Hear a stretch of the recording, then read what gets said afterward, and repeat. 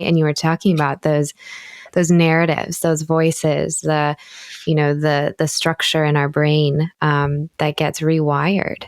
And it absolutely impacts who we are, and it shifts us from that childhood state that I like to call it your original self, right? Who I believe like God made you to be.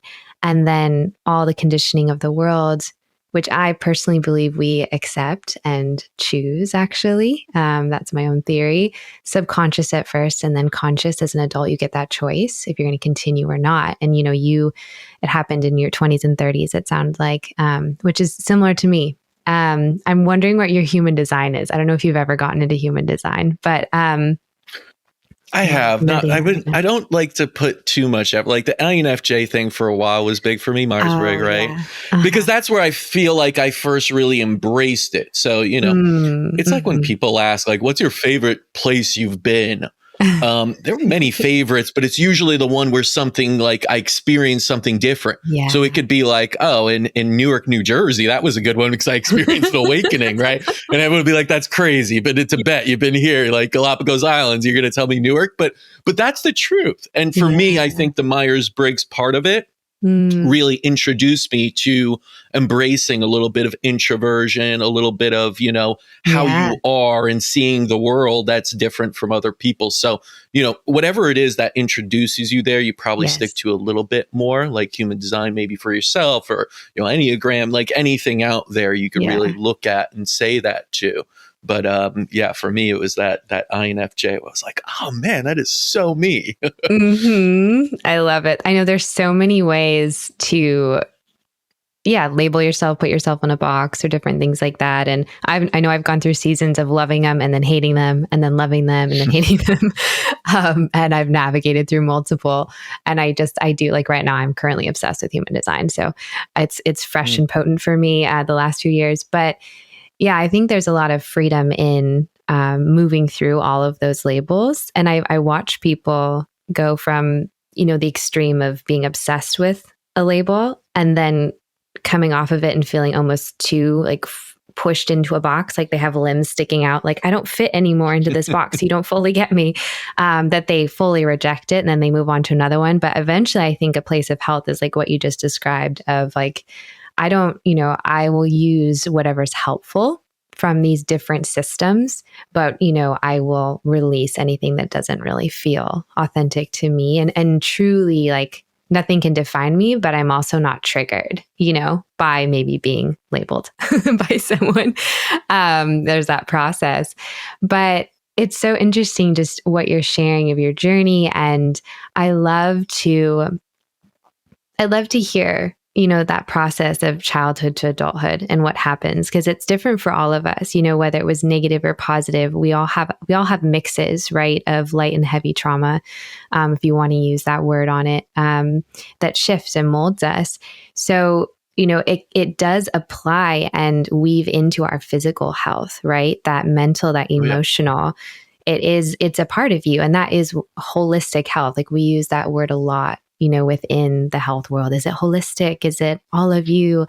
But most people don't actually grasp it or integrate it. I think that's the word that has been so powerful for me in this season I relate to that of I've had, especially in the last 10 years, so many different exposures to different therapies. For my own interest in research, I'm a big research bug. I love digging into things and discovering for myself, but also trainings and different things. But the actual application, like for yourself versus teaching others or, sharing with other people, it's so different. And I think like my journey is to really embrace my physical being, because it's so easy for me to stay in the head and the heart. I love living there.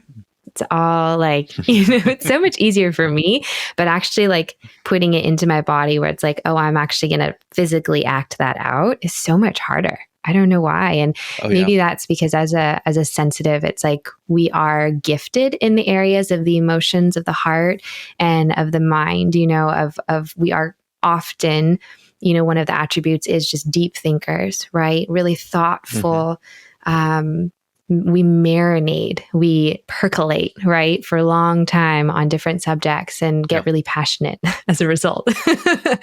And so it's, it's easy for me to live there, but to actually put it into my body and then have to live it out is so challenging, because that's where you start to engage with other people. Like you were describing, feeling odd, feeling weird, feeling set aside.